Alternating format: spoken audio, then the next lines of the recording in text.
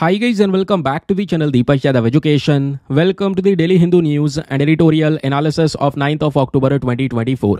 तो गाइज आज है तारीख 9 अक्टूबर 2024 और है वेडनेसडे। देखेंगे आज के द हिंदू कंप्लीट न्यूज़पेपर को एनालाइज करेंगे। बट लेक्चर में आगे बढ़ने से पहले अगर आपको इस लेक्चर का पीडीएफ चाहिए तो क्या करना है, सबसे पहले डाउनलोड करना है टेलीग्राम, देन उसके बाद जाके सर्च बॉक्स में टाइप करना Deepak Yadav education UPSC. As you can see guys आपको ये वाला चैनल मिल जाएगा, इस पर क्लिक करना और जाकर इस चैनल को ज्वाइन कर लेना। यहाँ से आप डेली बेसिस पे इस लेक्चर के पीडीएफ को डाउनलोड कर पाओगे। नाउ हमेशा की तरह हम लोग अपने लेक्चर को एक मैप के क्वेश्चन के साथ स्टार्ट करेंगे। तो आज आप सभी को मैप में जाकर देखना है कंवल टाइगर रिजर्व को कहाँ पर है एग्जैक्टली लोकेटेड, इसको अच्छे से मैप में देखना, देन उसके बाद आकर नीचे कॉमेंट सेक्शन में टाइप करना, जिससे कि आप लोग इसको लंबे समय तक याद रख पाओगे। साथ ही साथ एक क्वेश्चन सॉल्व करेंगे जो कि यूपीएससी पैटर्न के ऊपर बेस्ड है डेली बेसिस पे। यहाँ पे हम एक प्रैक्टिस क्वेश्चन को भी सॉल्व करते हैं। आज से 2 दिन पहले हमने लेफ्ट विंग एक्सट्रीमिज्म के बारे में बहुत डिटेल से पढ़ा था, आपको याद होगा। मेंस का क्वेश्चन भी लिखवाया था। अब चाहे नक्सलिज्म कह लो, माओइज्म कह लो या लेफ्ट विंग एक्सट्रीमिज्म कह लो, सबका मतलब एक ही है।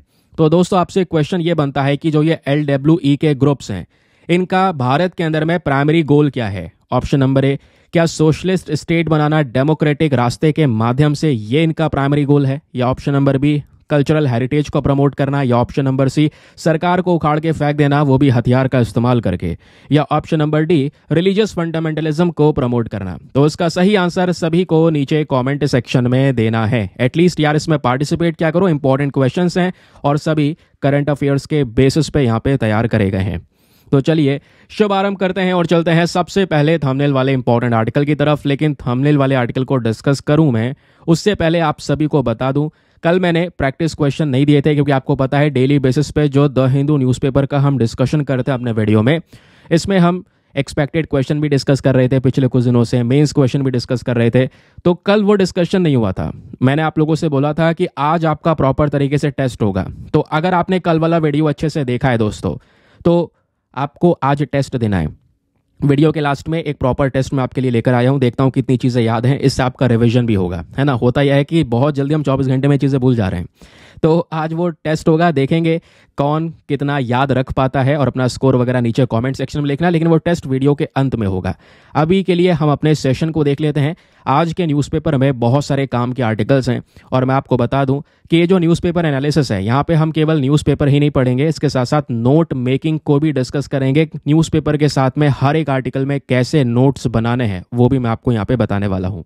तो चलिए दोस्तों आज के सेशन की शुरुआत करते हैं। अब यहाँ पे आप देख पाएंगे द इकोनॉमिक टाइम्स है, हिंदुस्तान टाइम्स है, एनडीटीवी है, बहुत सारे न्यूज़ आर्टिकल्स हैं जहाँ पे लगातार डिस्कशन हो रहा है कि भाई ईरान में एक जगह है जहाँ पे अर्थक्वेक देखने को मिला, और वो जगह ऐसी है जहाँ पे भूकंप यूजुअली आता नहीं है लेकिन आ गया। अब भूकंप आने के बाद में बहुत सारे न्यूज़ आर्टिकल पब्लिश होने लगे, क्या ईरान ने न्यूक्लियर बॉम्ब का टेस्ट कर लिया है क्या। क्योंकि दोस्तों काफ़ी दिनों से चर्चाएं हो रही हैं, वेस्ट एशिया के अंदर में पूरा जो मामला है वो आज के समय पर बिगड़ा हुआ है। एक सेकंड मैं आपको मैप पे लेकर चलता हूं, ताकि आपको जो क्लैरिटी है ना वो बहुत ही शानदार तरीके से निकल कर आए। ये देखिए दोस्तों, यहाँ पर यह है एशिया का मैप और यह है इंडिया। अब इंडिया से चलना है दोस्तों हमें इधर वेस्ट साइड, इधर आपको देखने को मिल जाएगा ईरान की कैपिटल आपको तेहरान दिख रही होगी। अब इसको थोड़ा सा और इधर करेंगे तो यहाँ पर आपको देखने को मिल जाएगा इजराइल। ये इजराइल है, ये ईरान है, दोनों के बीच में डिस्प्यूट लगातार एक्सटेंड हो रहा है। और अभी के समय पर जो खबर आ रही है और वो खबर रियल होती है तो आने वाले समय पर और भी कई सारी प्रॉब्लम्स बढ़ने वाली हैं।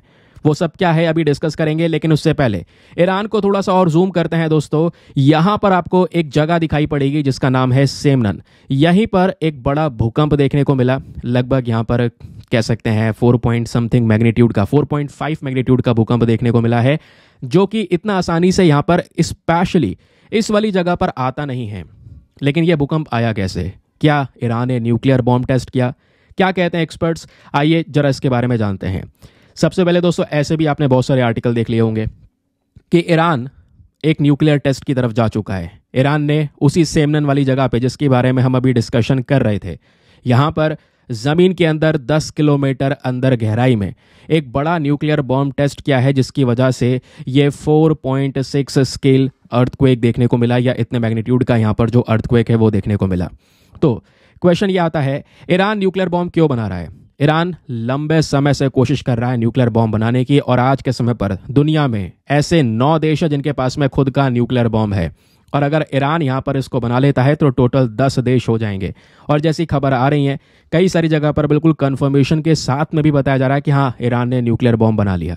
अब दोस्तों यहाँ पे जो 9 देश हैं उनको एक बार देख लेते हैं। इसमें है Russia, UK, France, US, Israel, Pakistan, India, China, North Korea and then उसके बाद में यहाँ पे अभी ईरान की जो चर्चा हो ही रही है उसको गिनेंगे नहीं अभी के लिए क्योंकि कंफर्मेशन नहीं है। बट करंट समय पर दोस्तों 9 देश ऐसे हैं जिनके पास में न्यूक्लियर बॉम्ब्स हैं।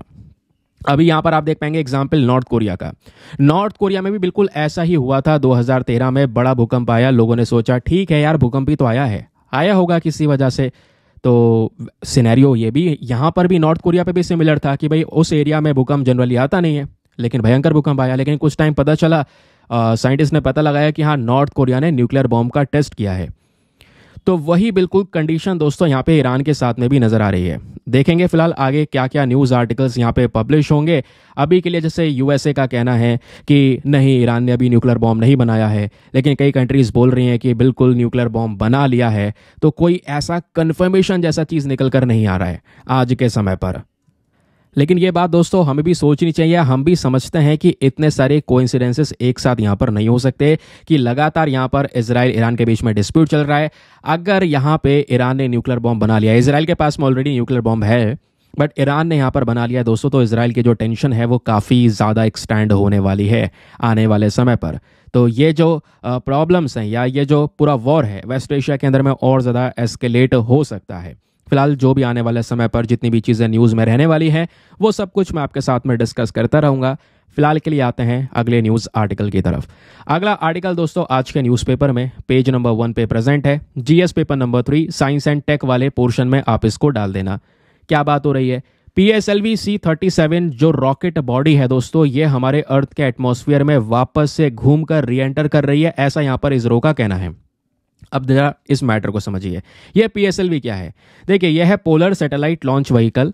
हमारी जो पृथ्वी है इसके जो पोल हैं, पोल बेसिकली यहाँ पर ऊपर आपका देखने को मिल जाएगा नॉर्थ पोल और नीचे हो गया यहाँ पे हमारा साउथ पोल। अब ये पोल पर जो आपका ऑर्बिट देखने को मिलता है, इसी ऑर्बिट पर जो सैटेलाइट लॉन्च किया जाता है, वो सैटेलाइट को इस ऑर्बिट तक पहुंचाने के लिए हमारा एक रॉकेट इस्तेमाल होता है जिसको बोलते हैं PSLV। इसलिए नाम ही इसका है पोलर सैटेलाइट लॉन्च व्हीकल, जो हमारे स्पेशली पोलर ऑर्बिट पर सैटेलाइट्स को लॉन्च करने का काम करता है।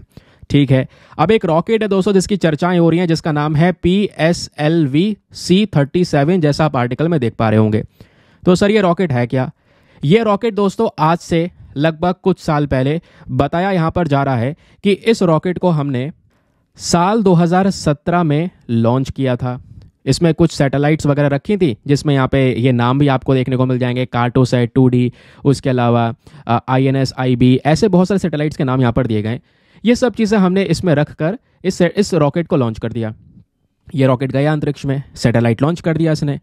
अब लॉन्च करने के बाद में दोस्तों 2017 के बाद से अब पता ये चल रहा है कि ये रॉकेट वापस से इसका जो यहाँ पर कचरा वगैरह जो भी है वो बॉडी वापस से एंटर कर रही है पृथ्वी के एटमॉस्फेयर में, हमारे ऊपर से वापस से गिर रही है वो नीचे और अर्थ के एटमॉस्फेयर में एंटर कर रही है।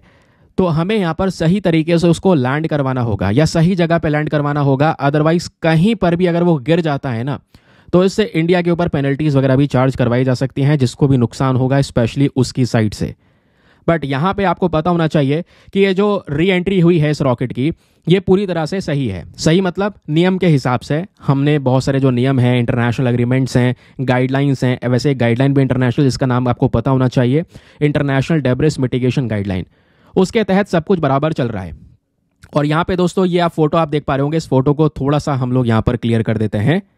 तो ये डेटा है दोस्तों, मैं इसरो की वेबसाइट से सीधा लेकर आया हूँ और यहाँ पे पता ये चल रहा है कि ये जो रॉकेट आया है, जो मतलब ऊपर से गिर रहा है वापस से, ये कहाँ पे गिर सकता है? ये आप देख पाएंगे, ये रहा हमारा इंडिया और ये हमारा हो गया अफ्रीकन कॉन्टिनेंट, ये हो गया south American continent. South American continent के ऊपर यहाँ पे जस्ट है कैरिबियन सी, यहीं पर ये रॉकेट गिरेगा, ऐसा एक अनुमान है। ये प्रेडिकेटेड इम्पैक्ट लोकेशन आपको देखने को मिलेगी। ठीक है, फिलहाल हमारी कोशिश ये रहेगी कि हम इसको कंट्रोल वे में री एंट्री दे सकें। और अगर हम बिल्कुल कंट्रोल तरीके से, किसी को कोई नुकसान नहीं हुआ, बिल्कुल अपने कंट्रोल में रेगुलेटेड वे में इसको लैंड करवा देते हैं या कहीं पे गिरा देते हैं, तो दोस्तों ये इंडिया के लिए बड़ा अचीवमेंट रहने वाला है। हम आगे भी भविष्य में इस तरीके से रॉकेट को सही तरीके से फिर गिरा पाएंगे। समझ गए? तो ये अभी रॉकेट बॉडी की री एंट्री हो रही है। अब क्योंकि ये आर्टिकल काफ़ी नहीं है दोस्तों, तो आइए मैं थोड़ा सा आपको रॉकेट के बारे में बताता हूँ, इस PSLV के बारे में, GSLV के बारे में, इन दोनों के बीच में क्या डिफरेंस होता है, आइए समझते हैं। जब बात होती है लॉन्च व्हीकल की, तो वैसे तो हमारे पास में यानी इसरो के पास में बहुत सारे लॉन्च व्हीकल्स हैं जिसके माध्यम से सैटेलाइट्स को अंतरिक्ष में लॉन्च किया जाता है। लेकिन उसमें से जब बात आती है सैटेलाइट्स को दूर लॉन्च करने की, तो पोलर ऑर्बिट पर लॉन्च करने के लिए PSLV है। PSLV से स्ट्रॉन्ग हमारे पास में GSLV है, जियो सिंक्रोनस सैटेलाइट लॉन्च व्हीकल। फिर ऐसी दोस्तों GSLV का एक वर्जन है GSLV Mark 3। ये बहुत ज़्यादा स्ट्रॉन्ग रॉकेट हैं जो कई हज़ारों किलोमीटर दूर ले जाकर सैटेलाइट्स को लॉन्च कर सकते हैं। ये आप देख पाएंगे साइज में ही काफ़ी ज़्यादा फर्क है। ये GSLV है, ये PSLV है। जब इसको असेंबल किया गया है उस समय का ये पूरा सिनेरियो है ना। असेंबल करने के लिए ये आप देख पाएंगे पूरा पीछे इंफ्रास्ट्रक्चर बना रखा है। थोड़े थोड़े टुकड़े एक दूसरे के ऊपर ये लगा देते हैं, लगाने के बाद में असेंबल करने के बाद में यहाँ पर इसको लॉन्च किया जाता है। कुछ और डिफरेंसेस अगर आप PSLV GSLV के बारे में पढ़ना चाहते हैं तो जैसे आपको पता होना चाहिए, जो हमारा PSLV है ये 4 स्टेज रॉकेट है, इसमें 4 स्टेज होते हैं। अच्छा, पहली स्टेज आपको ये देखने को मिल जाएगी, दूसरी स्टेज ये हो गई, तीसरी स्टेज ये हो गई और चौथी स्टेज ये हो गई। 4 भागों में यहाँ पर ये रॉकेट बटा हुआ है, ध्यान रखिएगा, है ना। उसी तरीके से जब बात करते हैं GSLV की, तो GSLV में आपको 3 स्टेजेस देखने को मिल जाएंगी। पहली स्टेज आपकी ये हो गई, दूसरी स्टेज ये हो गई, तीसरी स्टेज यहाँ पर आपको ये देखने को मिल जाएगी, है ना। तो ये दोस्तों यहाँ पर PSLV और GSLV दोनों रॉकेट्स आपको देखने को मिलेंगे। साइज़ वगैरह इनका डिस्कस किया गया है, हमारे लिए इतना ज़्यादा काम का नहीं है।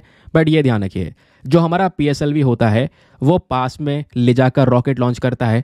अब GSLV हमने बनाया भी हैवी है, तो दूर सैटेलाइट लॉन्च कर रहे हैं तो वहाँ पे GSLV का उपयोग किया जाता है, ठीक है। अब दोस्तों हमारे पास में जब ऑर्बिट की बात करते हैं तो एक होता है लो अर्थ ऑर्बिट। तो बेसिकली यहाँ पर हमारे पृथ्वी से थोड़ी दूर पर कुछ 1000 या 2000 किलोमीटर दूर सैटेलाइट ले जानी है, तो PSLV उस सैटेलाइट को ले जाकर लॉन्च कर देगा, स्पेशली पोलर रीजन्स में, क्योंकि इस वजह से पोलर सैटेलाइट लॉन्च व्हीकल बोला गया है। और जो GSLV होता है यह जियो सिंक्रोनस ऑर्बिट में ले जाकर लॉन्च करता है। जियो सिंक्रोनस ऑर्बिट कौन सा होता है दोस्तों? हमारे पृथ्वी से लगभग 36,000 किलोमीटर, कितना 36,000 किलोमीटर की दूरी पर यहाँ पर आपको जियो ऑर्बिट देखने को मिलेगा। वहाँ पे GSLV के माध्यम से रॉकेट्स को लॉन्च किया जाता है। ये कुछ बेसिक फैक्ट हैं जहाँ से एग्जाम में क्वेश्चन बन सकता है, इन बातों को ध्यान रखिए। एक क्वेश्चन UPSC ऑलरेडी पूछ चुका है साल 2018 में, चाहो तो आप चेक कर लेना एक बार जाकर। इंडिया के सैटेलाइट लॉन्च व्हीकल को लेकर PSLV GSLV को लेकर यहाँ पर ये सवाल पूछा जा चुका है। मेरे से पॉसिबल हुआ तो मैं एक क्वेश्चन जो है वो आपका लगा दूंगा इसी PDF के अंदर में, ठीक है। बाकी आप खुद भी चेक कर सकते हैं। चलिए आगे आते हैं। हाँ, एक चीज़ और, अब वहाँ पे क्या पूछा गया था, कुछ स्टेजेस वगैरह ही पूछी गई थी जहाँ तक मुझे याद आ रहा है। तो मैंने आपको स्टेजेस तो यहाँ पे बता ही दिए हैं ना, कि भाई कौन कौन सी जो स्टेजेस हैं वो हमको देखने को मिल जाती हैं GSLV PSLV में, है ना। GSLV में 3 स्टेजेस देखने को मिलेगा। शायद उसमें एक स्टेटमेंट भी था, बस बेसिकली यहाँ पर PSLV GSLV का जो क्वेश्चन आया था उसमें 3 स्टेटमेंट दिए थे और पूछा गया था कौन सा स्टेटमेंट सही है ना। जिसमें एक स्टेटमेंट था GSLV Mark 3 में 4 स्टेज होती हैं, 4 स्टेज लॉन्च व्हीकल होता है, बट ऐसा यहाँ पर नहीं है ना, ये आपको पता ही है। फिर जियो सिंक्रोनस ऑर्बिट के बारे में पूछा गया। तो ऐसे कुछ क्वेश्चंस पूछे जा चुके हैं। मैं कहने का मतलब है ये जो बेसिक फैक्ट मैंने आपको बताया इनको ध्यान में रखिएगा, ठीक है। चलिए अब आगे आते हैं अगले आर्टिकल पर।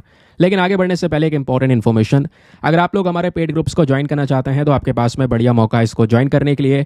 यहाँ पर आपको डेली बेसिस पे करंट नोट्स के PDF वगैरह प्रोवाइड करवाए जाते हैं। फॉर एग्जांपल, जैसा भी हमने जो भी डिटेल डिस्कस किए हैं वो सब डिटेल दोस्तों यहाँ पर एक पर्टिकुलर PDF में प्रोवाइड करवाई जाती है। एक ऐसा PDF जिसका प्रिंट आउट वगैरह आप आराम से निकलवा सकते हैं। एक ऐसा ग्रुप में आपको ज्वाइन करवा दिया जाएगा जहाँ पे करंट अफेयर का कंटेंट बिल्कुल सिक्योर हो जाएगा। अभी वो ग्रुप में क्या क्या कंटेंट पड़ा हुआ है वो सब दिखाऊंगा। नोट मेकिंग का सभी डेटा दोस्तों ग्रुप में आपको वो मिल जाता है। ग्रुप को ज्वाइन करने का फी पेमेंट बहुत मिनिमम है, just $499 for the life time access.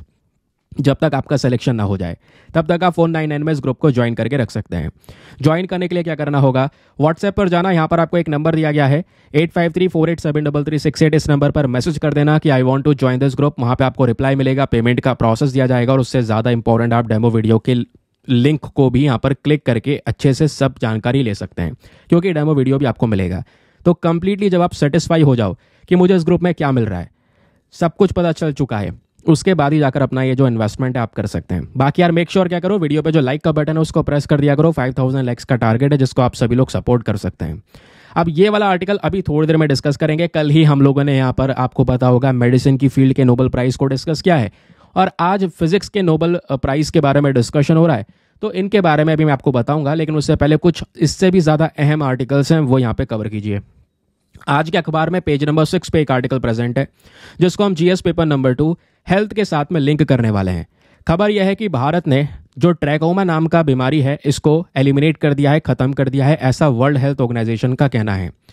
तो वर्ल्ड हेल्थ ऑर्गेनाइजेशन ने भारत को यहाँ पर रिकग्निशन दे दिया है कि भारत एक ऐसा देश बन चुका है जिसने ट्रैकोमा नाम की बीमारी को ख़त्म कर दिया है। दुनिया में ऐसे कई सारे देश हैं जिन्होंने ट्रैकोमा ख़त्म कर दिया है, बट इंडिया काफ़ी थोड़ा लेट आया, बट यहाँ पे ये मामला सही निकल कर हो गया है। प्रॉब्लम यहाँ पर यह है दोस्तों, जो ट्रैकोमा है इससे एक इंसान की आंखों में प्रॉब्लम्स होती हैं, आंखों में इतनी भयानक प्रॉब्लम हो जाती है कि वो इंसान को दिखना भी बंद हो सकता है। तो इंडिया ने यहाँ पर इस प्रॉब्लम को ख़त्म किया। अब दोस्तों एग्जामिनेशन में ये सब चीज़ें तो पूछी जाएंगी नहीं आपसे। एग्जाम में यहाँ पे प्रॉपर डेटा आपको पता होना चाहिए कि भाई बैकग्राउंड डेटा वगैरह क्या है, क्या चीज़ आपने एग्जाम के लिए पढ़ना है। एग्जाम के लिए पढ़ने के लिए सबसे पहले दोस्तों आपको ट्रैकोमा के बारे में पता होना चाहिए कि ट्रैकोमा एग्जैक्टली होता क्या है। देखिए, ट्रैकोमा एक बेसिकली ऐसा इन्फेक्शन है जो आंखों में होता है ना, और ये किसकी वजह से होता है? एक बैक्टीरिया की वजह से होता है जिसका नाम है क्लेमाइडिया बैक्टीरियम। इस बैक्टीरिया की वजह से आंख में सूजन हो जाती है। सूजन होने के बाद में दोस्तों जो अपर आईलिड है, अपर आईलिड क्या है बेसिकली, यहाँ पर आप देख पाएंगे ये एक हमारा आई का स्ट्रक्चर है, ये हमारी आई लैशेस हो गई। ये वाला जो हिस्सा आपको दिख रहा है यह है अपर आईलिड। पहले यहाँ पे इन्फेक्ट होगा, ये जो पूरा सूजन है इस बैक्टीरिया की वजह से यहाँ पर देखने को मिलेगा, और उसकी वजह से, ये सूजन की वजह से जो ये हमारे आई लैशेस है दोस्तों वो आंख में जाना शुरू हो जाते हैं। और आंख में जाते जाते हमारा जो ऊपर का ये कॉर्निया है, ये पूरा कॉर्निया धीरे धीरे करके डैमेज होना शुरू हो जाता है। ये इन्फेक्शन इतना भयंकर बढ़ जाता है कि इससे आंख पूरी डैमेज हो जाती है। कॉर्निया बेसिकली क्या है, ये वो आपको देखने को मिलेगा पोर्शन, यहाँ पे सूजन होगी, ये जो हमारी आई लैशेस हैं वो जाएंगी आंखों के अंदर में, एक घाव बना देंगी आंखों में। धीरे धीरे कॉर्निया को आप रगड़ने लगेंगे, इतना ज़्यादा रगड़ देंगे कि ये जो कॉर्निया है ये डैमेज हो जाएगा और इससे एक इंसान को दिखना भी बंद हो सकता है, ये भी यहाँ पे बताया जा रहा है। तो एग्जाम में बहुत सारे क्वेश्चन बन सकते हैं, तो बेसिक फैक्ट तैयार करके रखिए, ये आप लोग देख पाओगे, प्रॉपर नोट्स आपके यहाँ पर बने हुए हैं और ये सब कुछ यहाँ पे पेड ग्रुप में भी डला हुआ है। जब बात करते हैं ट्रैकोमा के बारे में, तो ट्रैकोमा एक ऐसी बीमारी है, जैसे मैंने आपको बताया, ये होती है आंखों में एक इन्फेक्शन की वजह से, और वो इन्फेक्शन होता है बैक्टीरिया की वजह से। उस बैक्टीरिया का नाम क्या है? क्लेमाइडिया ट्रैकोमैटिस, ये इसका फुल नेम है। बाकी यहाँ पे दोस्तों ये जो बीमारी है, ये जो प्रॉब्लम है ट्रैकोमा, ये आज के समय पर 42 देशों के अंदर एक बड़ा पब्लिक हेल्थ प्रॉब्लम बना हुआ है। इसकी वजह से कई सारे लोगों को दिखना बंद हो जाता है, उनको ब्लाइंडनेस या विजुअल इम्पेयरमेंट जैसी प्रॉब्लम को फेस करना पड़ता है। आप इमेजिन कीजिए 2 मिलियन लोग आज के समय पर सफ़र कर रहे हैं इस ट्रैकोमा जैसी बीमारी की वजह से। उसके अलावा जो ब्लाइंडनेस होता है दोस्तों, एक बार दिखना बंद होना शुरू हो गया ट्रैकोमा में, तो स्पेशली यहाँ पर उस कंडीशन को वापस से ठीक नहीं किया जा सकता। और प्रॉब्लम यह है कि ट्रैकोमा एक नेग्लेक्टेड ट्रॉपिकल डिजीज है, इस बात को ध्यान रखिएगा, ये एक प्रकार का एनटीडी है। नेग्लेक्टेड ट्रॉपिकल डिजीज क्या होती हैं, चलिए मैं आपको बताता हूँ। ये वाला फोटो देखिए दोस्तों, इस फोटो में आपको क्लियरली ये देखने को मिलेगा, जो हमारी नेग्लेक्टेड ट्रॉपिकल डिजीज होती हैं, इसको लेकर WHO ने डेटा शेयर किया है। ये वो बीमारियां हैं जो स्पेशली ट्रॉपिकल कंट्रीज में फैली हुई हैं। ट्रॉपिकल कंट्रीज मतलब tropic of Cancer, tropic of Capricorn के बीच में जितने भी देश आ रहे हैं उसको बोलते हैं ट्रॉपिकल रीजन। तो उन्हीं देशों में सबसे ज़्यादा ये नेग्लेक्टेड ट्रॉपिकल डिजीज देखने को मिल जाती हैं। ये वो बीमारियां होती हैं जहाँ पे कोई भी प्रॉपर अटेंशन नहीं दिया जा रहा है, ना ही दुनिया के लेवल पर, ना ही कोई कंट्री के लेवल पर। और स्पेशली ये बीमारियां उन लोगों को या उन रीजन को अफेक्ट कर रही हैं जहां पे गरीबी बहुत ज़्यादा है, प्रॉपर अच्छा तरीके का पीने का पानी नहीं है, या प्रॉपर सैनिटेशन या हेल्थ केयर नहीं है। तो वैसे एरियाज़ में ज़्यादातर यहाँ पे ये बीमारियां देखने को मिलती हैं। जब बात करते हैं नेग्लेक्टेड ट्रॉपिकल डिजीज़ की, तो ध्यान रखिए दोस्तों, इसमें कई सारी बीमारियाँ, उसका लिस्ट मैंने बराबर में लगा दिया है। इसमें आपके इन्फेक्शन की जब बात करेंगे तो इसमें चेगास डिजीज़, लेशमेनियासिस, ये सब देखने को मिलेगा। बैक्टीरियल इन्फेक्शन की बात करेंगे तो इसमें लेप्रोजी है, ट्रैकोमा जिसकी बात कर रहे थे, क्योंकि ये भी बैक्टीरियल इन्फेक्शन है ना, अभी हमने पढ़ा था, बुरुली अल्सर, यॉस, ये सब चीज़ें हैं। इसमें यहाँ पर कुछ और इन्फेक्शंस हैं, वायरस की वजह से, फंगाई की वजह से, जितने भी चीज़ें यहाँ पर, अब जहर की वजह से आप देख पाओगे, सांप के काटने की वजह से जो लोगों की मृत्यु हो जाती है, वो भी एक नेग्लेक्टेड ट्रॉपिकल डिजीज़ है जिसके ऊपर इतना ज़्यादा अटेंशन दुनिया आज के समय पर नहीं दे रही है। लेकिन प्रॉब्लम गंभीर है, मिलियंस ऑफ लोगों की जान यहाँ पे दांव पे लगी हुई है इन बीमारियों की वजह से। तो ट्रैकोमा के बारे में ये बेसिक फैक्ट आपको समझ में आया। अब क्वेश्चन यहाँ पर यह है कि ये बीमारी फैलती है, अगर फैलती है तो कैसे फैलती है, ज़रा ये बताइए दोस्तों। ये जो प्रॉब्लम है ये फैल जाती है पर्सन टू पर्सन के कांटेक्ट के माध्यम से। एक इंसान का हैंड, उसका क्लॉथ जो वो यूज़ कर रहा है, या मान लो यहाँ पर कोई फ्लाई वगैरह है, वो एक ऐसे इंसान के कांटेक्ट में आ गई जिसको ट्रैकोमा हो चुका है, उसके आइज़ का जो लिक्विड है उसके कांटेक्ट में आ गया, फिर नॉर्मल व्यक्ति के कांटेक्ट में चला गया, तो ऐसे जो इन्फेक्शन है वो फैल जाता है। और ध्यान रखिए, जो ये इन्फेक्शन है ये भयंकर तब होता है जब आई लैशेस हमारी जो है सीधा सीधा आंखों में जानी शुरू हो जाती हैं, फिर आप रब करने लगोगे, घाव हो जाता है और उसके बाद में कॉर्निया डैमेज हो जाता है। ये कॉर्निया जब परमानेंटली डैमेज हो जाएगा तो एक इंसान को ब्लाइंडनेस जैसी प्रॉब्लम को फेस करना पड़ेगा। नाउ अब ये जो प्रॉब्लम है ट्रैकोमा, इसको खत्म करने के लिए क्या कुछ नहीं कर रहे हैं। ध्यान रखिए, वर्ल्ड हेल्थ ऑर्गेनाइजेशन एक स्ट्रैटेजी शुरू की है। क्वेश्चन आपसे बन सकता है कि बताओ WHO ने सेफ स्ट्रैटेजी शुरू की है कौन सी बीमारी को खत्म करने के लिए, तो वो है ट्रैकोमा। ध्यान रखिए, सेफ स्ट्रैटेजी शुरू की गई है। सेफ स्ट्रैटेजी का मतलब क्या है? सेफ का मतलब है, सेफ का अपने आप में फुल फॉर्म है इसलिए कैपिटल लेटर्स में लिखा गया है। सेफ का फुल फॉर्म एस से है surgery to treat the blinding stage, surgery करना ब्लाइंडिंग स्टेज को ठीक करने के लिए, या ए से एंटीबायोटिक्स का इस्तेमाल कर सकते हैं इन्फेक्शन को साफ करने के लिए, स्पेशली यहाँ पर एंटीबायोटिक में जो अजिथ्रोमाइसिन है इसका यूज़ किया जा सकता है, या तीसरा है फेशियल क्लीनलीनेस, या चौथा है एनवायरमेंटल इंप्रूवमेंट। ये सारे काम करके ये सेफ स्ट्रैटेजी एक पर्टिकुलर रणनीति है जो WHO ने रेकमेंड की है, जिसके माध्यम से हम ट्रैकोमा जैसी बीमारी को ठीक कर सकते हैं या काउंटर कर सकते हैं। और आज के समय पर कई सारे देश ऑलरेडी आ चुके हैं लिस्ट में जिन्होंने इस बीमारी को खत्म कर दिया है अपने देश से। इसमें Benin, Cambodia, China, Gambia, Ghana, Islamic Republic of Iran, उसके अलावा लाओस हो गया, Malawi, Mali, Mexico, Morocco, Myanmar, Nepal, Oman, Saudi Arabia, Togo, Vanuatu and India भी इसमें शामिल हो चुका है। तो ये दोस्तों यहाँ पर आपको देखने को मिल जाएगा। ये बेसिक फैक्ट्स हैं, ये नोट मेकिंग है आपका आर्टिकल के साथ साथ ये नोट्स बनाते हुए चलिएगा, एग्जामिनेशन के लिए बहुत ज़्यादा इंपॉर्टेंट है। और ये सब चीज़ आपको पेड ग्रुप में भी प्रोवाइड करवा दी जाती हैं, ये सब चीज़ आप लोग देख पाओगे उसी ग्रुप में से मैं आपको सीधा डिस्कस करवा रहा हूँ। चलिए अगला न्यूज़ आर्टिकल बहुत ही ज़्यादा काम का आर्टिकल है और एग्जामिनेशन के लिए भी इंपॉर्टेंट है।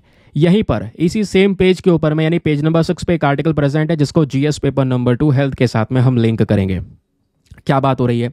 इंडिया ने प्लेज ली है कि हम $300 मिलियन का कंट्रीब्यूशन देंगे WHO के प्रोग्राम में। वर्ल्ड हेल्थ ऑर्गेनाइजेशन एक इंपॉर्टेंट बॉडी है जिसका मेन काम है दुनिया भर में जो कंट्रीज उनको बीमारियों से बचाना, अवेयरनेस फैलाना, ये सभी चीज़ें। अब दोस्तों वर्ल्ड हेल्थ ऑर्गेनाइजेशन अपने आप में एक बड़ा संगठन है। पहले मैं आपको WHO के बारे में बेसिक तथ्य बता देता हूं क्योंकि एग्जाम में यहाँ से क्वेश्चन बन चुका है। UPSC ने 2020 में सवाल पूछा है, अभी वो सवाल लिखने के लिए भी मैं आपको दूंगा। पहले WHO के बारे में जान लो क्या है, क्योंकि एक बार आपको WHO के बारे में पता चल गया एग्जैक्ट डेटा, उसके बाद ये आर्टिकल आपको चुटकियों में समझ में आ जाएगा। तो देरी किस बात की है, चलते हैं अपने नोट्स पर। तो शुरुआत करते हैं और जानना शुरू करते हैं कि आखिरकार वर्ल्ड हेल्थ ऑर्गेनाइजेशन क्या है, ये इस बॉडी का स्ट्रक्चर क्या होता है, कैसे काम करती है। बहुत ही ज़्यादा इंपॉर्टेंट टॉपिक है स्पेशली GS पेपर नंबर 2 से। तो WHO की जब बात करते हैं अक्सर ये न्यूज़ में रहती है, हर रोज़ मैं कहूँगा कुछ ना कुछ आर्टिकल WHO को लेकर निकल कर आ ही जाता है। इस बॉडी को बनाया गया था 1948 में और ध्यान रखिए यूनाइटेड नेशन की ही एक स्पेशल एजेंसी है ये। इस बॉडी को बनाने का मेन पर्पज़ यह है, ये सभी देशों को आपस में जोड़ने का काम करता है क्योंकि कई सारे देश WHO के मेंबर्स हैं, तो सबको जोड़ता है ये बॉडी। वहाँ पे हेल्थ को प्रमोट करता है, दुनिया में सेफ्टी को प्रमोट करता है, कोई बीमारी है तो उसको लेकर जागरूकता फैलाई जाने का यहाँ पर काम होता है। वैसे अगर हम बात करेंगे तो बहुत सारे उद्देश्य हैं WHO के, इंपॉर्टेंट ऑब्जेक्टिव्स हैं। वो उद्देश्य क्या हैं ये देखिए। सबसे पहला मेन काम है यहाँ पे WHO का कि जो दुनिया भर में एफर्ट्स हैं, है ना, ताकि यूनिवर्सल हेल्थ कवरेज फैलाया जा सके, लोगों को प्रॉपर हेल्थ प्रोवाइड करवाई जा सके, जो बीमारियां हैं उनको रोका जा सके, कोई बीमारी है तो उसको कंट्रोल और एलिमिनेट किया जा सके। ग्लोबल हेल्थ इश्यूज़ में एक लीडरशिप का रोल प्रोवाइड करवाता है WHO। टेक्निकल सपोर्ट देने का काम करता है अलग अलग देशों में जहाँ पे बीमारी का एक बड़ा खतरा है, प्लस अलग अलग देशों के साथ में कोलैबोरेट करने का काम करता है और अलग अलग बॉडीज़ के साथ में भी कोलैबोरेट करता है, चाहे वह UN की एजेंसी हो या अलग अलग सरकारें हो, सिविल सोसाइटी ऑर्गेनाइजेशन हो या प्राइवेट सेक्टर क्यों ना हो, सबके साथ में मिलकर काम करता है ये WHO ताकि ऐसी बीमारियां और बेसिकली यहाँ पर हेल्थ को प्रमोट किया जा सके। फिर आपसे यहाँ पे पूछा जाता है दोस्तों वर्ल्ड हेल्थ ऑर्गेनाइजेशन की स्ट्रक्चर और फंक्शनिंग क्या है। फंक्शंस वैसे हमने इसके मेन ऑब्जेक्टिव डिस्कस करें, उद्देश्य क्या है, इसके कार्यों को भी डिस्कस करेंगे, लेकिन पहले ये डिस्कस कर लेते हैं कि आखिरकार इसका स्ट्रक्चर क्या है, WHO में होता कौन कौन है, कैसे ये बॉडी काम करती है। बहुत ही ज़्यादा इंपॉर्टेंट पॉइंट है, ध्यान से सुनिएगा। WHO के अंदर में आज के समय पर टोटल 194 मेंबर स्टेट्स आपको देखने को मिलेंगे। कितने? 194 कंट्रीज इसका मेंबर हैं। और ये जो पूरी बॉडी चल रही है ये एक असेंबली के माध्यम से चल रही है। इसमें एक असेंबली होती है जिसको बोलते हैं वर्ल्ड हेल्थ असेंबली। यही असेंबली है जो सबसे हाईएस्ट डिसीजन मेकिंग बॉडी कहलाती है, या आप कह सकते हैं इसी असेंबली का मेन काम है WHO के मेजर डिसीजंस को लेना। इस असेंबली में हमारे जितने भी ये ऊपर मेंबर्स प्रेजेंट हैं, इन सब मेंबर्स का रिप्रेजेंटेशन होता है, सब मिलकर डिसीजन लेते हैं कोई भी अगर हेल्थ का सिनेरियो है एग्जैक्टली तो। अब बात आती है यहाँ पर असेंबली के बारे में डिस्कशन हम लोगों ने कर लिया। सेक्रेटेरिएट की बात करेंगे तो यहाँ पे अगर आप देखेंगे दोस्तों, जो हमारा वर्ल्ड हेल्थ ऑर्गेनाइजेशन है इसका मेन काम है बहुत सारे जो प्रोग्राम्स हैं उनको अप्रूवल देना, वो वर्ल्ड हेल्थ असेंबली ही देता है, ध्यान रखिएगा, एक इंपॉर्टेंट बॉडी है वर्ल्ड हेल्थ असेंबली। उसके अलावा वर्ल्ड हेल्थ असेंबली को लीड कौन करता है, तो लीड करने के लिए इसके होते हैं एक डायरेक्टर जनरल जो हेड होते हैं WHO के, और उनको सपोर्ट मिलता है कुछ प्रॉपर मैनेजमेंट टीम की साइड से। और ध्यान रखिए WHO के कुछ रीजनल ऑफिसेज है, वेरी वेरी इंपॉर्टेंट। अब की बार आपको क्वेश्चन पता होगा, जो टी बोर्ड होता है ना, स्पेशली चाय के सेक्टर को जो देखता है, उसके रीजनल ऑफिसेज के बारे में क्वेश्चन बन गया था। तो WHO के जो रीजनल ऑफिसेज हैं, ध्यान रखिए 6 अलग अलग ऑफिस हैं, एक अफ्रीका में है, दूसरा अमेरिका में है, तीसरा साउथ ईस्ट एशिया में है, चौथा यूरोप में है, पांचवा ईस्टर्न मेडिटेरेनियन में है, और छठा आपका वेस्टर्न पैसिफिक वाले रीजन में है।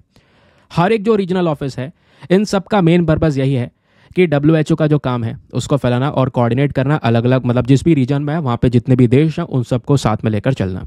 मीटिंग्स की जब बात होती है तो WHO साल में एक मीटिंग करता है जहाँ पे नई नई पॉलिसीज़ बनाई जाती हैं, बजट को अप्रूव दिया जाता है, और साथ ही साथ में डायरेक्टर जनरल को इलेक्ट किया जाता है। वही डायरेक्टर जनरल जो यहाँ पर वर्ल्ड हेल्थ असेंबली को हेड करता है, सारे डिसीजंस WHO के लेता है।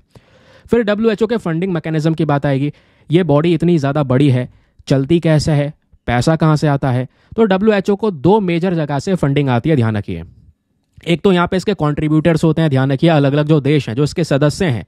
भाई सदस्य बनने के लिए WHO क्या एक देश को पेमेंट देना पड़ता है, तो इंडिया भी पेमेंट देता है। और अभी आपने यहाँ पर ये आर्टिकल भी तो पढ़ा था ना कि इंडिया ने यहाँ पर $300 मिलियन का यहाँ पे प्लेज दिया है कि हम यहाँ पे WHO के प्रोग्राम में ये पेमेंट करेंगे ताकि जो WHO है वो हेल्प कर सके बाकी सारे प्रोग्राम्स के अंदर में। और आज आप देख पाओगे ये वर्ल्ड हेल्थ ऑर्गेनाइजेशन की एक जो उनकी लिस्ट, ऑफिशियल लिस्ट वो है, जिसमें यहाँ पर USA है, Bill and Melinda Gate Foundation हो गया, UK हो गया, जर्मनी हो गया, European Commission, Norway, France, India. ये सब वो देश हैं जो कंट्रीब्यूशन देते हैं वर्ल्ड हेल्थ ऑर्गेनाइजेशन में ताकि वर्ल्ड हेल्थ ऑर्गेनाइजेशन सही तरीके से परफॉर्म कर सके। ये बात आप समझ गए, फंडिंग मैकेनिज्म आपको क्लियर हो गया। अब सुनिए, यहाँ पे जो पैसा दिया जाता है एक तो कंट्रीब्यूटर हो गया, दूसरा वॉलंटरी कंट्रीब्यूशन। कोई किसी की मर्जी है अपने आप से, कोई यूनाइटेड नेशन ऑर्गेनाइजेशन है या कोई दूसरा संगठन है, NGO है, अपना मेन पर्पज़ है, अपना मन है, तो आप आराम से यहाँ पर वो कंट्रीब्यूशन दे सकते हैं। नाउ अब सवाल ये आता है, वर्ल्ड हेल्थ ऑर्गेनाइजेशन का जो मेन इंपॉर्टेंट रोल है, जो इसका यहाँ पर एक कह सकते हैं ना काम है दुनिया भर में हेल्थ गवर्नेंस को लेकर, वो क्या है। जब बात आती है रोल की तो ध्यान रखिए, मैं आपको ये पूरा डिटेल्स बना के दे रहा हूँ जो एक सीधा सीधा आप एग्जाम में यूज़ कर सकते हैं, मेंस में। तो रोल में पहली चीज़ ये आती है कि जो हमारे ग्लोबल हेल्थ स्टैंडर्ड्स हैं उसको सेट करना, गाइडलाइंस को मेंटेन करना, है ना, अलग अलग देशों की मदद करना ताकि जितने भी हेल्थ से संबंधित चैलेंजेस हैं उन चैलेंजेस को वो टैकल कर सकें। फिर उसके बाद दूसरा इंपॉर्टेंट रोल क्या है, दुनिया भर में जितने भी हेल्थ ट्रेंड्स हैं उसको मॉनिटर करना, अपडेट्स प्रोवाइड करवाना, इमरजेंसी हेल्थ इश्यूज़ यहाँ पे प्रोवाइड करवाना, समझ गए। उसके अलावा जो अलग अलग यहाँ पर हेल्थ इंटरनेशनल हेल्थ रिस्पॉन्सेस हैं, वही अगेन अलग अलग सरकारें, UN एजेंसीज़, इन सब के साथ में मिलकर कोऑर्डिनेट करना। फिर दोस्तों यहाँ पर अपना एक अच्छा हेल्थ सिस्टम डेवलप करना, ये भी मेन काम है WHO का। कोई बीमारी हो उसको लेकर रिसर्च एंड डेवलपमेंट को यहाँ पर कंडक्ट करना, ये भी मेन काम है WHO का। फिर उसके बाद दोस्तों यहाँ पर इनका मेन काम है जो बेटर हेल्थ पॉलिसीज़ हैं उसको यहाँ पे प्रोवाइड करवाना, है ना, किसी देश के अंदर में जो फंडिंग है उसको यहाँ पर मेंटेन करके चलना, ये सारा काम WHO का देखने को मिलेगा। नाउ क्वेश्चन यहाँ पर आता है, आखिरकार WHO ये जो फंड का दुनिया भर में जो हेल्थ को इम्प्रूव कर रहा है उसके पीछे का यहाँ पर किस तरीके से इसका वर्क रहता है, और आज के समय पर वर्ल्ड हेल्थ ऑर्गेनाइजेशन का क्या कंट्रीब्यूशन है।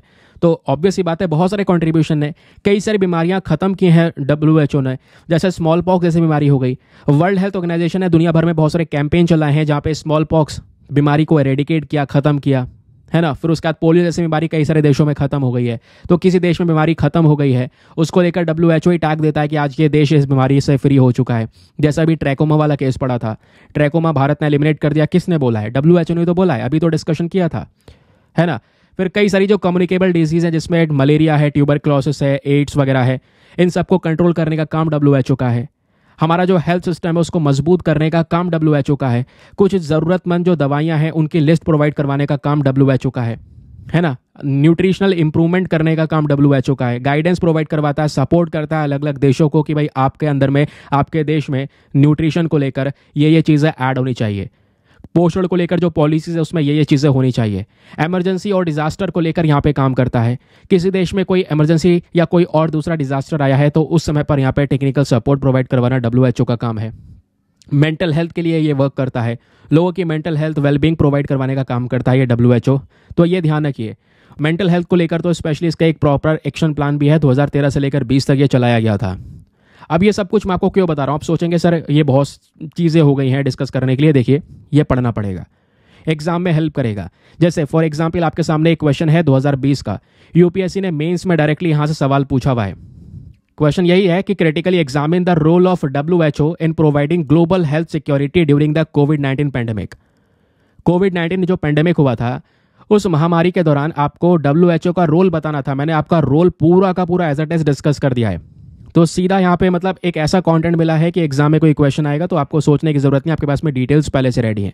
प्रिपरेशन भी तो ऐसी होती है ना भाई, क्योंकि वहाँ पे जब आप आंसर लिखोगे ना 15 मार्क्स का या 10 मार्क्स का कोई भी क्वेश्चन लिख रहे होंगे, सोचने का समय नहीं मिलता यार। 2.5 मिनट में 3 मिनट में अपना आंसर लिखना है, समझ गए। 20 क्वेश्चन लिखने हैं, मजाक नहीं है।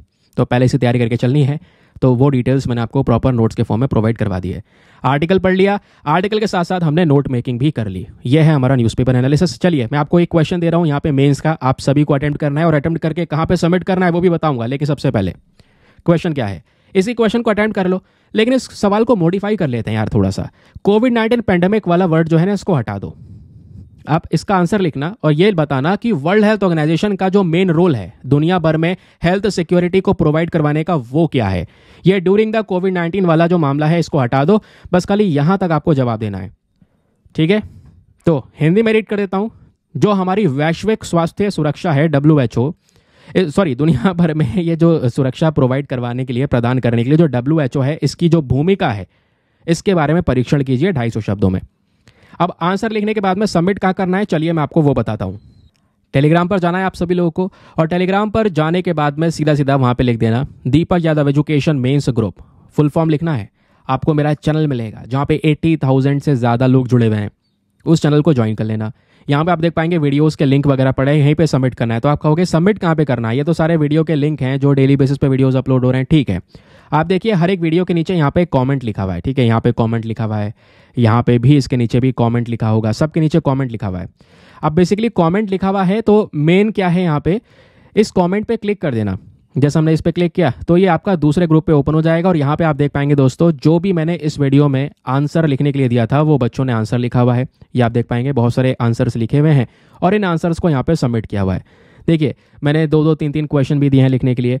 किसी ने वो तीनों क्वेश्चन अटेम्प्ट कर रखे हैं, तीनों चारों क्वेश्चन अटेम्प्ट कर रखे हैं, ठीक है। ये आप लोग देख पाएंगे सबने आंसर लिख रखे हैं। आप भी जाकर इस तरीके से इन आंसर्स को चेक कर सकते हैं, अपने आंसर को सबमिट कर सकते हैं, ठीक है।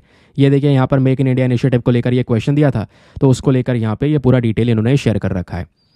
तो आप भी दोस्तों अपने आंसर को लिखिए और यहाँ पे जाके सबमिट कीजिए और एक दूसरे के आंसर्स को रिव्यू करने की कोशिश कीजिएगा, ठीक है। और कोई फालतू का कमेंट ना करें यहाँ पर, आप इस ग्रुप के डेकोरम को मेंटेन करें। इस वजह से मैंने यहाँ पे लोगों के मैसेजेस ऑन नहीं कर रखे हैं, क्योंकि जब मैसेजेस ऑन कर देता हूँ तो फालतू की यहाँ पे बातचीत शुरू हो जाती है, अपना जो प्रमोशन वगैरह है वो शुरू हो जाता है, और उसके बाद यार फिर मेरे पास में उधर उधर मैसेज आते हैं, है ना। तो दोस्तों यहाँ पर संभल के आप डेकोरम को मेंटेन करके आंसर्स लिख के सबमिट करें और एक दूसरे की हेल्प करें, ठीक है, क्योंकि ये केवल इसीलिए आपको ग्रुप दिया गया है। चलिए आगे आर्टिकल पर आते हैं। अगला न्यूज़ आर्टिकल बहुत ही ज़्यादा काम का है। आज के अखबार में पेज नंबर 10 पर प्रेजेंट है। पॉलिटी के पॉइंट ऑफ व्यू से आप इसको लिंक कर पाएंगे। यहाँ पे हम कुछ ज़्यादा डिटेल से डिस्कस नहीं करेंगे क्योंकि ज़्यादा काम का आर्टिकल है नहीं, बट फिर भी एक ओवरव्यू आपको दे देता हूँ क्योंकि काफ़ी दिनों से पब्लिश हो रहा है। ये हमारा एडिटोरियल पेज पर भी है। बात यह है कि जो USCIRF रिपोर्ट है ये इंडिया के लिए लेकर क्या बोलती है, पहले ये मैं आपको बता दूं। देखो रिसेंटली ना दोस्तों एक रिपोर्ट आई है USCIRF की साइट से, जिसको लेकर हमारी मिनिस्ट्री ऑफ एक्सटर्नल अफेयर का एक स्टेटमेंट भी आया। पहले इस USCIRF की फुल फॉर्म जान लो। इसका फुल फॉर्म है यूनाइटेड स्टेट्स कमीशन और इंटरनेशनल रिलीजियस फ्रीडम। ये जो बॉडी है क्या बात आती है कि दुनिया भर में कौन कौन से देशों में रिलीजियंस को लेकर जो अलग अलग कह सकते हैं धर्म है, किस जो बेसिकली माइनॉरिटी रिलीजन है उन पे कहीं अत्याचार तो नहीं हो रहा है, माइनॉरिटी रिलीजन को परेशान तो नहीं किया जा रहा है किसी देश में, उसको लेकर यहाँ पर ये रिपोर्ट पब्लिश करते हैं। अपने यहाँ पर खैर ये कुछ नहीं देखते हैं। फिलहाल यहाँ पे आप देखिए ये बोला जा रहा है कि जो USCIRF है ये एक independent US federal government agency है। पहले मैं आपको USCIRF के बारे में बेसिक फैक्ट बताता हूँ। अगर कोई क्वेश्चन यहाँ से बनता भी है दोस्तों तो कुछ फैक्ट बनेंगे प्रीलिम्स में, और वो मैं आपको तैयार करके दे रहा हूं। चलिए चलते हैं बैकग्राउंड नोट्स पर। तो दोस्तों USCIRF के बारे में ये चीज़ें ध्यान रखना। जैसे मैंने आपको बताया, इसका फुल फॉर्म है United states commission on international religious freedom. ये एक independent US federal government agency आपको देखने को मिलेगा। इस बॉडी को यहाँ पर बनाया गया था 1998 में एक एक्ट के माध्यम से, जिसका नाम है इंटरनेशनल रिलीजियस फ्रीडम एक्ट। इसका मेन फंक्शन क्या है? तो USCIRF का मेन काम है दोस्तों कुछ फैक्ट्स को रिव्यू करना। भाई कौन कौन से देशों में रिलीजियस फ्रीडम को लेकर कहीं वायलेशन तो नहीं हो रहा है ना, उसको लेकर पॉलिसीज वगैरह ये मेंशन करते हैं।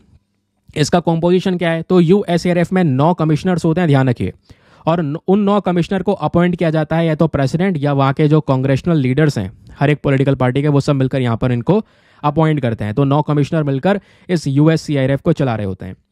ये हर साल रिपोर्ट लेकर आता है अपनी, जहाँ पे ये बोलता जाता है कि दुनिया में जहाँ जहाँ पे रिलीजन्स के ऊपर में, स्पेशली जो माइनॉरिटी रिलीजन है, अल्पसंख्यक है, उन पे अगर अत्याचार हो रहा है तो उसको लेकर ये रिपोर्ट पब्लिश करते हैं। और जहाँ जहाँ पे अत्याचार हो रहा है उन कंट्रीज़ को टैग दे देते हैं कंट्रीज़ ऑफ पर्टिकुलर कंसर्न, कि हाँ भाई इन कंट्रीज़ को लेकर कुछ चिंताएं हैं, यहाँ पे सुधार करना होगा। तो दोस्तों यहाँ पर ये इंटरनेशनल स्टैंडर्ड्स का इस्तेमाल करते हैं ताकि रिलीजियस फ्रीडम में, यानी कि लोगों के जो कह सकते हैं धर्म है, उसको फॉलो करने में कहीं पर भी वायलेशन हो रहा है, उनको फॉलो नहीं करने दिया जा रहा है, तो उसको लेकर ये रिपोर्ट पब्लिश करते हैं। इन्होंने भारत के बारे में यहाँ पर कुछ उल्टा लिख दिया। ये देखिए, ये रिपोर्ट है। इस रिपोर्ट को यहाँ पर मैंने एज इट इज़ एक स्क्रीनशॉट लगा दिया है, और ये इस रिपोर्ट में यहाँ पर लिखा गया है कि इंडिया में जो रिलीजियस माइनॉरिटीज़ हैं उनके अगेंस्ट में अब्यूज़ हो रहा है, मतलब उनको परेशान किया जा रहा है। अक्टूबर 2024 यानी अभी की रिपोर्ट है जो रिलीज़ हुई है। इंडिया में यहाँ पर आप कह सकते हैं रिलीजियस जो फ्रीडम है वो खतरे में है। पॉलिटिकल पार्टीज़ की साइड से यहाँ पर हेटफुल स्पीच और ये सब चीज़ें यहाँ पर उन्होंने मेंशन कर रखी हैं, है ना। फिलहाल के लिए मैं आपको बता रहा हूँ, एग्जाम में इसका रोल नहीं है, बट यहाँ पे अवेयरनेस के लिए यहाँ पर ध्यान रखिएगा। ये आप देख सकते हैं जो कंट्रीज ऑफ पर्टिकुलर कंसर्न है, यानी कि दुनिया में कौन कौन से देश को लेकर चिंता है जहाँ पे रिलीजियस माइनॉरिटीज़ को खुली छूट नहीं है, फ्रीडम नहीं है, तो उसमें इंडिया को उन्होंने रखा है। उसके अलावा यहाँ पर रशिया है, चाइना है, ज़्यादातर ये देश आपको देखने को मिल जाएंगे जहाँ पर छूट नहीं है लोगों के पास में रिलीजन को लेकर, है ना, एब्यूज़ हो रहा है उस रिलीजियस माइनॉरिटीज़ के अगेंस्ट में, ऐसा UNSCRF का कहना है। फिलहाल USCRF के बारे में बेसिक फैक्ट मैं आपको बता चुका हूँ, वो ध्यान रखिएगा। और इसके अलावा ये कुछ थोड़ा बहुत यहाँ पे इसके बारे में अपने आप को अवेयर कर सकते हैं। बाकी कुछ यहाँ पे पढ़ने की इसको लेकर ज़्यादा आवश्यकता है नहीं। फिलहाल के लिए अगले न्यूज़ आर्टिकल पर आते हैं। अगला आर्टिकल भी दोस्तों हमारे पेज नंबर 10 पर ही प्रेजेंट है, यानी वही टेक्स्ट एंड कॉन्टेक्स्ट का पेज, एडिटोरियल। और ये बहुत ज़्यादा काम का है। काम का इसलिए है दोस्तों क्योंकि यहाँ पे बात हो रही है हमारे देश के टेक्सटाइल इंडस्ट्री के बारे में। जो कपड़ा इंडस्ट्री है बेसिकली हम उसकी बात कर रहे हैं। अभी तक पिछले कुछ सालों में टेक्सटाइल इंडस्ट्री बहुत तेज़ी से हमारी ग्रो की, लेकिन पिछले कुछ समय पर ऐसे कुछ इंस्टांसेस हुए हैं जिसकी वजह से टेक्सटाइल इंडस्ट्री स्ट्रगल कर रही है। आज यहाँ पे इनकी प्रॉपर ग्रोथ नहीं हो पा रही है। तो स्टेटस क्या है कि भाई एक समय था 2021 का, जब हमारी इंडस्ट्री तेज़ी से ग्रो करती थी, काफ़ी बड़ा बिजनेस ग्रो कर रहा था, बट आज के समय पर टेक्सटाइल इंडस्ट्री बड़ा झटका फेस कर रही है। लगातार यहाँ पर इसमें एक डिक्लाइन देखने को मिल रहा है।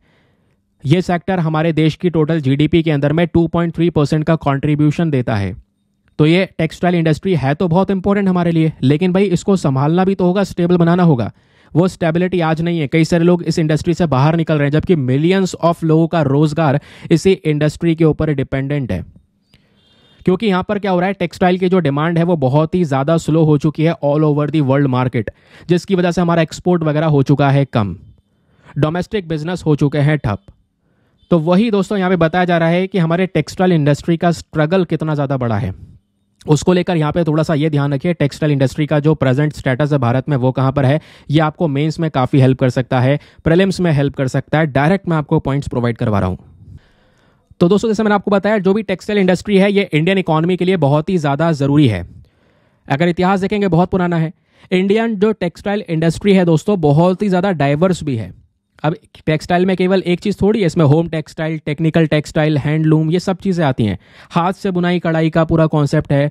टेक्निकल टेक्सटाइल में आपको पता होगा बहुत सारे अलग अलग सेक्टर्स आते हैं, डिफेंस सेक्टर के लिए, या जो हमारी गाड़ी मोटर हैं, अब गाड़ियों में जो कपड़े का इस्तेमाल हो रहा है स्पेशली सीट के कवर के लिए, सीट बेल्ट्स के लिए, तो अलग अलग सेक्टर में यहाँ पर टेक्सटाइल का यूज़ हो रहा है। तो बहुत ही ज़्यादा वाइड सेक्टर है। और आज यहाँ पे बोला जाता है कि जो टेक्सटाइल सेक्टर है या अपैरल इंडस्ट्री है, ये हमारे GDP के अंदर में टोटल 2.3% का इसका कंट्रीब्यूशन है। समझ गए। और जितना भी हमारे देश का इंडस्ट्रियल प्रोडक्शन हो रहा है उसमें 13% योगदान टेक्सटाइल इंडस्ट्री का है। जितना भी देश से एक्सपोर्ट होता है बाहर विदेशों में, उसमें 12% योगदान इसी पर्टिकुलर इंडस्ट्री का है। जब बात आती है एम्प्लॉयमेंट की, रोजगार की, तो एक बहुत बड़ा एम्प्लॉयर जनरेशन वाला इंडस्ट्री है। यहाँ पे बोला जाता है कि ये टेक्सटाइल इंडस्ट्री वो है जहाँ पे 45 मिलियन वर्कर्स डायरेक्टली इन्वॉल्व हैं या काम कर रहे हैं हमारे देश के अंदर में। तो एक बहुत ही ज़्यादा बड़ी इंडस्ट्री आपको ये देखने को मिलेगी। इंडिया आज के समय पर दुनिया का दूसरा सबसे बड़ा प्रोड्यूसर है टेक्सटाइल और गारमेंट्स का, सेकेंड लार्जेस्ट प्रोड्यूसर। साथ ही साथ में दोस्तों यहाँ पर छठे लार्जेस्ट एक्सपोर्टर भी हैं टेक्सटाइल्स के। लेकिन टेक्निकली अगर हम देखेंगे तो चीज़ें काफ़ी ज़्यादा प्रॉब्लमेटिक हो रही हैं आज के समय पर। भारत ने भले ही बड़े बड़े टारगेट रखे हैं। हमारा टारगेट है कि 2030 तक इंडिया को $250 बिलियन तक की अपनी टेक्सटाइल इंडस्ट्री को पहुंचाना है, और जो प्रोडक्शन है वो $100 बिलियन एक्सपोर्ट्स तक, $100 बिलियन का एक्सपोर्ट पहुंचाना, ये हमारा टारगेट है।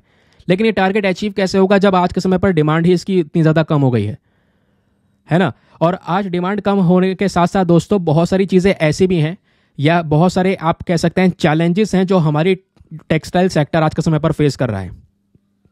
वैसे इन सब चीज़ों के साथ साथ ये भी ध्यान रखिए भारत के पास में कहाँ कहाँ पर टेक्सटाइल मैन्युफैक्चरिंग होती है। तो इंडिया में गुजरात में, महाराष्ट्र में, तमिलनाडु, उत्तर प्रदेश, वेस्ट बंगाल में आपको देखने को मिलेगा। अगर मैं पर्टिकुलरली मैप आपको दिखाऊं तो ये वो पोर्शंस हैं जिनको यहाँ पे डॉट डॉट में कवर किया गया है। ये आपके मेजर टेक्सटाइल और अपैरल जोन्स आपको नजर आएंगे। नॉर्थ में स्पेशली कश्मीर हो गया, लुधियाना, पंजाब, ये सब हो गए। यहाँ पे जो ऊन का काम होता है 80% ऊन का काम यहीं पे देखने को मिलेगा। फिर वेस्टर्न सेक्शन में अगर हम लोग यहाँ पर बात करेंगे तो इसमें अहमदाबाद, मुंबई, सूरत, राजकोट, इंदौर, वडोदरा, ये इंपॉर्टेंट प्लेसेस है कॉटन इंडस्ट्री के लिए। फिर यहाँ पे ईस्टर्न सेक्टर में अगर आप देखेंगे तो बिहार जूट के लिए जाना जाता है। उसके अलावा उत्तर प्रदेश हो गया, वुलन सेक्टर के लिए जाना जाता है। बंगाल हो गया, कॉटन और जूट इंडस्ट्री के लिए जाना जा रहा है। साउथ की बात करेंगे तो इसमें त्रिपुरा, कोयम्बतूर, मदुरई हो गया, बेंगलुरु, मैसूर, चेन्नई हो गए, सिल्क के लिए जाने जा रहे हैं। तो ये सब यहाँ पर आप कह सकते हैं टेक्सटाइल ही तो है। टेक्सटाइल के और अपैरल सेंटर्स इंडिया में कहाँ कहाँ पर हैं ये मैंने आपको डॉट्स दिखा दिए। अब थोड़ा सा नोट मेकिंग के भी डिस्कस कर लेते हैं, थोड़ा सा बैकग्राउंड नोट्स। वैसे ये चीज़ें मैं आपको बता ही चुका हूँ, सब डिटेल शेयर कर चुका हूँ, ये याद रखिएगा बेसिक फैक्ट्स को। लेकिन इसके साथ साथ कुछ चीज़ें भी याद रखनी है। वो क्या याद रखना है ये देखिए। कुछ लिखने के लिए आएगा तो क्या लिखेंगे, ये सब डिटेल्स मैंने आपको यहाँ पे प्रोवाइड करवा दी है। इंडियन टेक्सटाइल और अपैरल मार्केट के बारे में क्या कंट्रीब्यूशन है, कितना कितना यहाँ पर इसका योगदान है, और क्या क्या हमारा शेयर है। फैब्रिक वाइज अगर आप देखेंगे दोस्तों तो कॉटन सेकंड लार्जेस्ट कॉटन और फाइबर प्रोड्यूसिंग कंट्री हैं हम। उसके अलावा सिल्क की बात करेंगे, सेकंड लार्जेस्ट प्रोड्यूसर, ये ऊपर नीचे होता रहता है बार बार, है ना। ऐसे यहाँ पर ऊन का मामला आप देख पाएंगे, जूट देख पाएंगे। तो इन सब चीज़ों में इंडिया का बहुत बड़ा कॉन्ट्रीब्यूशन है। सॉरी। अब यहाँ पे बात हो रही है कि जो ये टेक्निकल टेक्सटाइल इंडस्ट्री है दोस्तों, उसका इंपॉर्टेंस कितना ज़्यादा बढ़ा है। 2019-20 में ये जो डोमेस्टिक टेक्सटाइल मार्केट है दोस्तों, इसका टोटल वर्थ था $150.5 बिलियन के आसपास। सारी दिक्कत एक साथ हो रही है, खांसी, जुकाम, हिचकी, सब। कोई बात नहीं, अब देखते हैं यार कितनी देर तक संभाल पाते हैं। व्यापार की हम लोग बात करेंगे तो दोस्तों यहाँ पर ट्रेड में अगर आप देखेंगे तो इंडिया का $41 बिलियन का टेक्सटाइल एक्सपोर्ट होता है 2021 में। तो थोड़ी बहुत ग्रोथ, जैसे मैंने बोला था 2021 में ग्रोथ हुई, उसके बाद धीरे धीरे करके हमारे जो मार्केट्स है वो डिक्लाइन होते हुए चले गए। एम्प्लॉयमेंट में मैं आपको बता चुका हूँ 45 मिलियन वर्कर्स जो है डायरेक्टली काम कर रहे हैं, इसमें इन्वॉल्व हैं। टेक्सटाइल सेक्टर्स हमारे कई सारे सेक्टर्स में और भी ज़्यादा इस्तेमाल किया जाता है, जिसको बोलते हैं टेक्निकल टेक्सटाइल्स, है ना। तो उन सब चीज़ों में भी हम इस्तेमाल करते हैं। उसके अलावा दोस्तों इंडिया में ना कई सारे ऐसी चीज़ें हैं, कई सारे फैक्टर्स हैं जो हमारी टेक्सटाइल सेक्टर को सपोर्ट करते हैं। जैसे इंडिया में दोस्तों बहुत अच्छा खासा रॉ मटेरियल आपको मिल जाता है।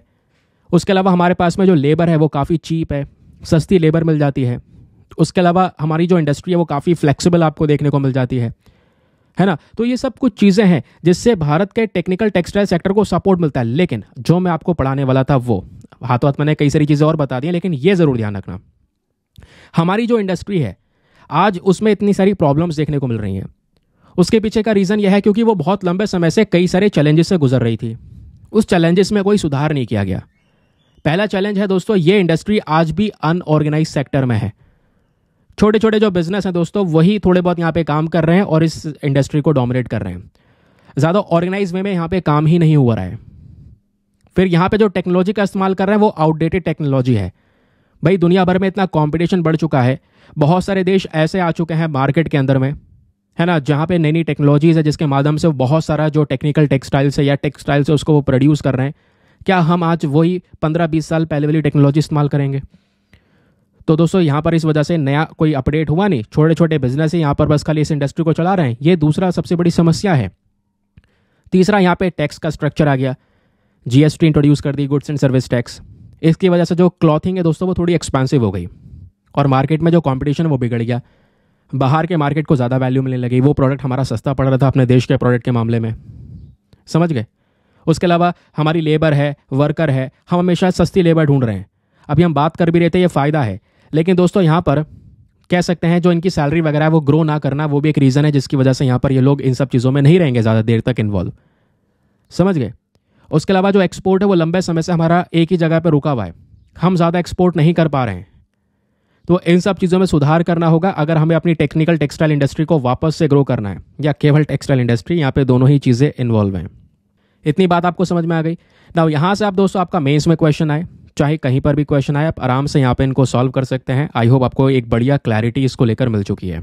नाउ अब आपके लिए यहाँ पर एक बहुत ही ज़्यादा इंपॉर्टेंट पोर्शन वो ये है कि कल हम लोगों ने क्या क्या डिस्कस किया था, याद है ना आपको। अब कल जो भी डिस्कशन किया था उसका एक टेस्ट आपके सामने आने वाला है और टेस्ट का क्वेश्चन नंबर 1 आपके सामने है। चलिए दोस्तों, यहाँ पे अब आपकी परीक्षा ली जा रही है और कई सारे लोग मेंशन कर रहे थे कि सर एक्सपेक्टेड क्वेश्चन मत हटाना। नहीं हटाऊंगा यार, बस खाली अगले दिन दे रहा हूँ ताकि आपका रिवीजन प्रॉपर तरीके से हो पाए, है ना। क्योंकि अब हाथों हाथ मैं आर्टिकल डिस्कस कर लूँ, क्वेश्चन लगा के आंसर भी मैं ही बता दूँ, आप भी बता दोगे, कोई फ़ायदा ही नहीं होगा ना। पढ़ के हम फिर से हटा देंगे, अब रिविजन तो होगा कम से कम। चलिए, यहाँ पे एक क्वेश्चन है, what is the main purpose of insulin therapy in diabetes management.